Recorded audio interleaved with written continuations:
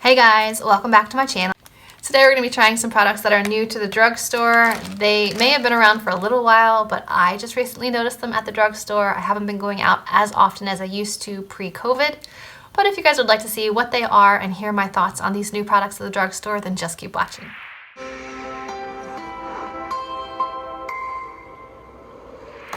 The first item is from Neutrogena. This is the Bright Boost Moisturizer with sunscreen, SPF of 30. It says protects skin and awakens 100% of dull skin. It says it has a brightening complex. So I usually like Neutrogena face products. One of my favorite moisturizers is this one from Neutrogena. So I'm expecting good things from this. It was going to be next to impossible to do the face makeup with the bangs, so alright, it is white like a sunscreen. I thought that there would be some sort of like glowy property to it since it says Bright Boost. Guess not.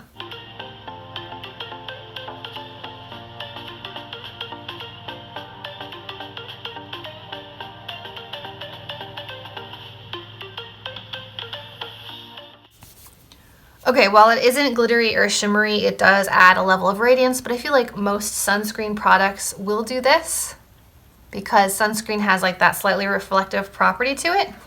It has a slight fresh scent similar to their other skincare products, which I don't mind. It's almost like a beachy scent. It's not floral, it's not fruity. It's not too heavy on the SPF scent. It's just a nice, fresh, beachy scent to it. So far, so good. The next several are powder products. So let me hop off, apply some base products, and we'll move on to products 2, 3, 4, 5, and 6. I went ahead and applied a little bit of the CoverGirl NLA Simply Ageless Foundation in 210 Classic Ivory just because it's fast and easy. I have made quite a dent in this one, as you can tell. And then I popped on a little bit of the Ulta Color Correcting Concealer in pink and the CoverGirl trublend Concealer in L400 under the eyes. So now it's time to move on to product number 2 from this video, which is the number 7 Lift and Luminate Triple Action Finishing Powder. Now, it says, reduces the appearance of fine lines, even skin tone, and visibly smooths the skin. I've heard this is a dupe for the Charlotte Tilbury Airbrush Powder or whatever it's called. I've never tried that one, but I've heard good things about this one. So let's see what we think. I have the shade Light. It does look like a very light powder. Very, very soft, very silky. So let's give it a try.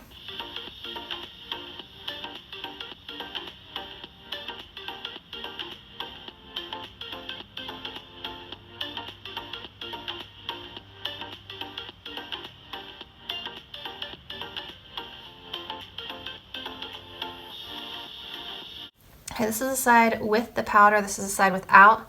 I can definitely see my pores and some of the lines around my eyes. It does definitely seem smoothed out on this side. Definitely smoothed out, and I would say smoothed out some of the lines under my eyes.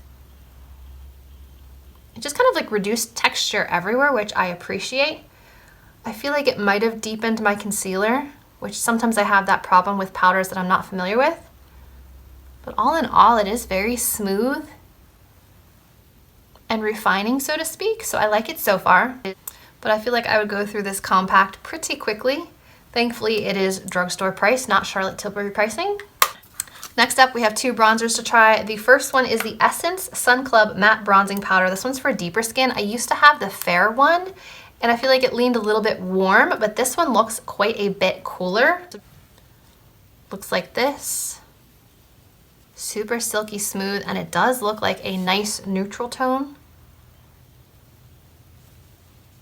I don't see how this would be for deeper skin tones, honestly. The shade's right there. Not even sure you can see it. But in case that one is not deep enough, although it says deep, it should be, we also have the CoverGirl trublend So Flushed High Pigment Bronzer. These came out along with a line of blushes, and I don't believe I've tried any of the blushes. There was like a pink gold sheen one. There was like a bright red one. I've heard great things about this one, but it definitely has a sheen to it from what I can tell. So we've got like a sheeny bronzer and then the deeper bronzer from Essence, so we'll give them both a try. Okay, I'm going to start off with the Essence one with this Sonia Kashuk kind of angled contour brush and see if this makes a good contour shade. And it does have like a tropical smell to it.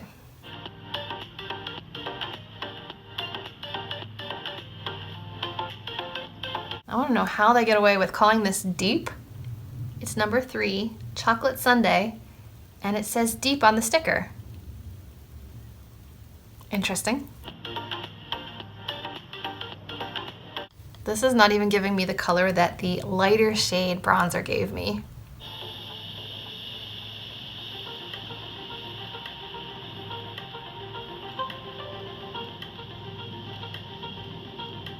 All right, for comparisons, we'll do this one on this side and the CoverGirl one on the other side because this is not actually building up to be very much color. As you can see, there's very little color on my cheeks, which I had a lot more success with the previous Essence bronzer that I tried, which was like the lighter tone one. So we will dip in with a crown brush into the CoverGirl one on this side and see what we think. Now this one clearly has a sheen, but how is the tone?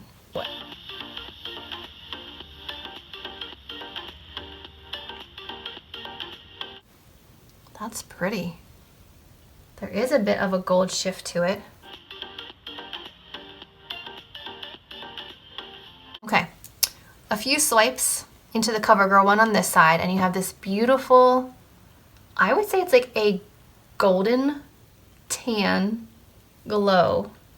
And then on this side, I went in at least 6 or 7 times into the deep shade. And I have just a very, very faint hint of a tan. So of the two, I definitely prefer the CoverGirl one. That's beautiful. So let me just even up both sides of my face here. The next product is actually a setting spray. I saw this at Ulta, and I'm always curious about Fix and Glow glowy setting sprays. I really like the Pixie one. I really like the Wet n Wild Bretman Rock one, which I've emptied out that bottle. I also enjoy the Too Faced Do You one. So I like ones that give me like a healthy sheen or a healthy glow, but not glitter. I didn't like the Iconic London one because it was too glittery. I don't believe I like the CoverX FX one because that was too glittery. So I'm curious to see what I think of this. You can see the pigment on the bottom is like a pinky rose gold shade. So let's mix her up and see what happens. See this one, if you can see the color swirling around, is more of like a pink shade, which I like. It says Shimmer Particles. Illuminating Hydrating Makeup Fixing Spray. Apply after makeup application for a luminous and radiant glow. Can also be used to reset and refresh makeup throughout the day. So, let's see what she looks like. It has rose gold lid and cap, which is really pretty. Okay. What does that smell? Mango? Mango, peach. There's some sort of fruity scent to this, which I'm not saying I mind, but let's do a side by side here.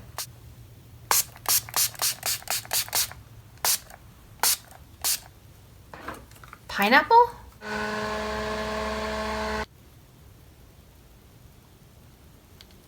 Okay, so this side had the setting spray.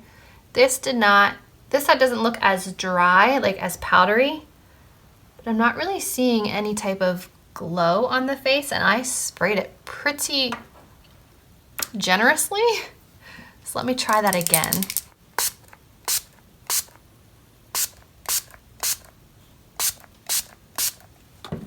And I think that scent is pineapple.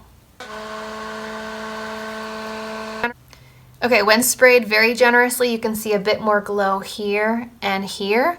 It's not like a standout color. It's just more of a glow. I mean, I feel like I can see it a little bit of like a pinky tint on the apples of the cheeks. That's really it. Otherwise, it just looks like a beautiful, healthy glow on this side, and then still pretty matte and flat on this side. So far I like that, and it doesn't feel sticky afterwards. I like the scent. I like the pinky tone. It's very, very subtle, and I like the overall effect. Once it's sprayed and dried, it looks really, really natural and really flattering. The last product we have to try is a lip product from Burt's Bees. These are the Squeezy Tinted Balms. We have Mandarin Granita, we have Sweet Peach, and we have Sorbet Berry. Now I feel like with this outfit, I feel like the Mandarin Granita would be the best option. It says a hydrating hint of color with a burst of flavor is a squeeze away. 100% natural origin with responsibly sourced beeswax. So let's give this a try. Ooh, it looks dark. Let's see. That one's very oily. It's coming out like oil. Can you guys see that? It's not coming out as a balm, it's coming out as oil. So let me squeeze out a little bit and see if maybe it's just like the initial. Okay, so as you can see, it all came out as oil right away, and then the actual product started flowing. So now that we've got the actual product, let's try.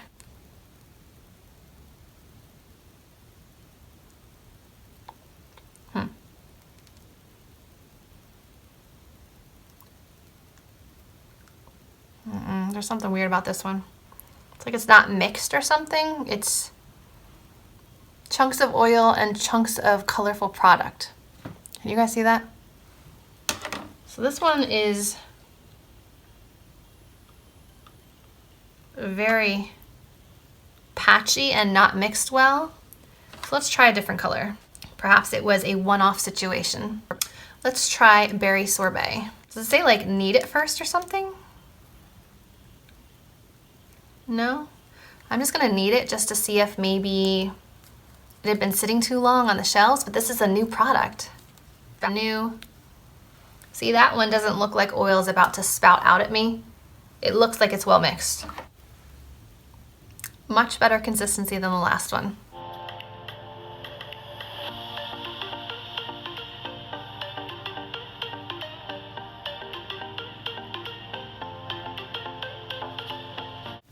Had this one on much better than the first one, so I'm not sure what the problem was with this Mandarin Granita one.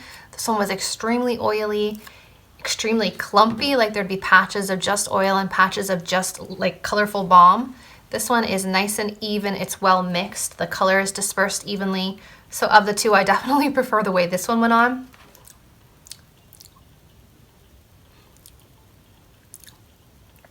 There is like a lemongrass type of flavor to it, which I don't love, or blueberry. What is that?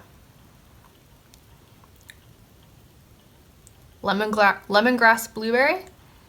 I don't know. I don't like my lip products to have a scent unless it's vanilla, mint, or orange. Honestly, I don't want berry, I don't want blueberry, I don't want lemongrass. With the exception of the Jane Iredale ones, I will give it to them. Those are amazing. And if I want a glossy lip, I'll probably go for like a L'Oreal Color Riche Shine lipstick, or honestly a chapstick, or like a lip balm. These little squeezy tubes are just honestly hard to dispense, hard to put on neatly. They're really, really slippery and slick, but if you like squeezy balms, you might like this. I personally don't like how greasy they feel. I don't like how difficult they are to apply out of a squeezy tube, and I'm not a big fan of the taste. So for me, I'd say those are a pass for me personally, but if you're looking for a natural item, you might enjoy that. The Bright Boost sunscreen from Neutrogena, I mean, it was fine. It added a level of glow to my face. It gave me SPF protection. It has a expiration date on the back, which I appreciate. It's a small compact bottle, so I will continue trying this one. Let you know if my skin improves during the course of trying this for the next several weeks. Okay, so next product that we tried was the No. 7 powder, and I really like this. My skin looks nice and smooth. I didn't like that it did change the concealer color slightly, but knowing that it does that, I would just go with a lighter concealer color because I picked one that was pretty much at my skin tone. But I like the finish. It's very silky smooth. Where's my other bronzer? Of the two bronzers, I would say go with the CoverGirl one, especially knowing how light this one is, and this is No. 3 Chocolate Sundae. Again, it looks like the perfect tone for me. It looks like a mid-tone neutral bronzing shade, and I've liked theirs in the past. But I don't know if this one was a dud. It just wasn't pigmented. It wasn't transferring to my skin. It wasn't showing up. So I'd highly recommend this one. It gives you a very nice glow. This side still doesn't have the setting spray. So this is all the bronzer. This side had the setting spray. And then the setting spray, the Revolution Fix and Glow Dewy Finish with Shimmer Particles Spray Fixant. I think this is quite nice, and I think I will be using this a lot. This might be a replacement for my Jungle Rock spray, although this one's more of like a champagne tone. This one's more pinky toned, but I don't really feel like either of them show up as a color, a specific color on the face. So I like this one as well. So all in all, I would say this was a pretty successful first impressions video. Hope you guys enjoyed seeing what was new at the drugstore. If you enjoyed this video and would like to see more like it, remember to give this video a thumbs up, subscribe to my channel, and as always, I will see you in my next video. Bye guys.